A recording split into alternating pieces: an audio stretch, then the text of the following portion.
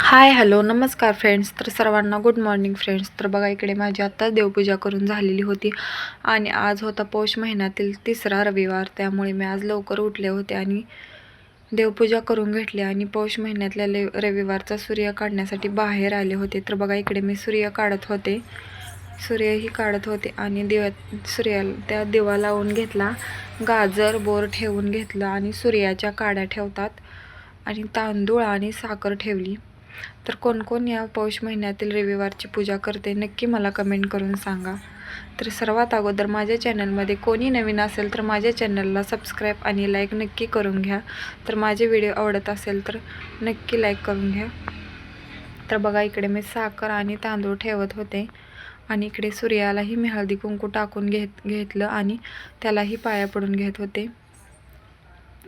आणि इकडे बघू शकता मलाही हळदी कुंकू लावून घेतलं होतं आणि इकडे सूर्यालाही हळदी कुंकू वाहिला आणि सूर्याकडेही पाया पडून घेतल्या होत्या.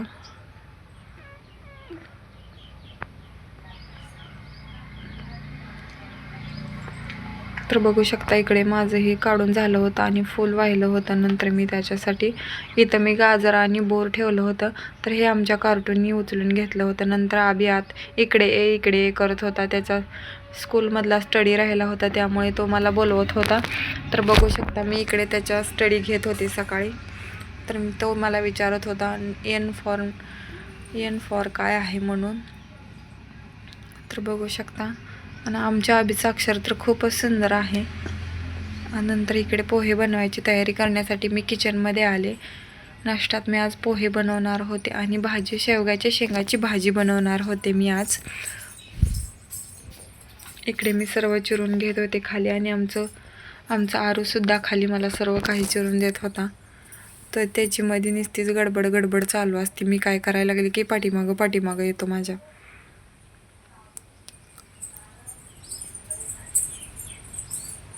तर बघू शकता इकडे मी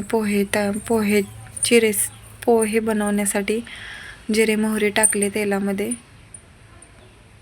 कांदा आणि मिरची आणि कढीपत्ता आणि शेंगदाणे तेलामध्ये टाकले परतण्यासाठी. नंतर वरून हळद टाकून घेतली.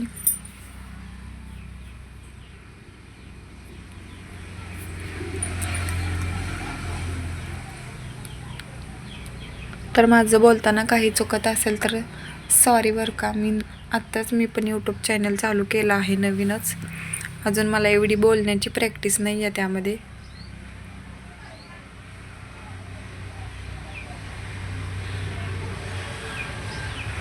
आणि आज आम्ही एका ठिकाणी जाणार आहोत, एका मंदिरामध्ये. तर तुम्हाला समजलंच असेल की थंबनेलवरून मी कुठे जाणार आहे ते तुम्ही नक्की बघा शेवटपर्यंत व्लॉग. तर खूपच छान ते मंदिर आहे. तर बघू शकता तुम्ही मी कुठे जाणार आहे त्या मंदिरामध्ये, कशाचं मंदिर आहे ते बघा. तर माझे इकडे नाश्त्यासाठी पोहे पण रेडी होते, पोहे बनवून घेतले होते मी. आणि इकडे माझी शेंगाची भाजी पण शिजत होती. तर चला. तर हॅलो हाय नमस्कार. तर संध्याकाळीच मी हा व्हिडिओ चालू केल्यानंतर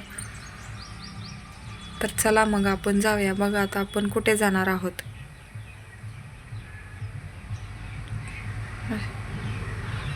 तर निघालो होतो आम्ही त्या मंदिराकडे.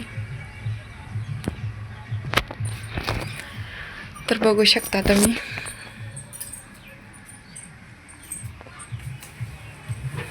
आमच्या घरापासून ते मंदिर थोडंच लांब होतं, त्यामुळे आम्ही जर रविवारी या मंदिराकडे येतो.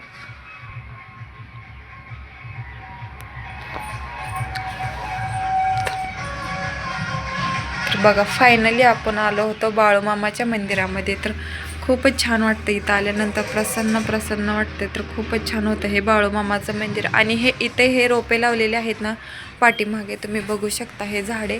तर या ठिकाणी बाळूमामांच्या 9 मेंढ्या मेल्या होत्या, त्यामुळे तिथे त्या मेंढ्या पुरून त्यांच्यावरच हे रोपे लावली होती. तर खूपच छान वाटत होतं. आणि इकडे हे प्रसाद बनवायची तयारी चालू होती. तर सर्वांना माझा व्हिडिओ आवडला असेल तर नक्की माझ्या व्हिडिओला एक लाईक आणि एक सबस्क्राईब नक्की करून घ्या. आणि कमेंट बॉक्समध्ये सांगा की व्हिडिओ कसा वाटला. तर धन्यवाद सर्वांना. आणि इकडे फेरी मारून घेतली आणि इथे भंडारा लावण्यासाठी आलो आम्ही.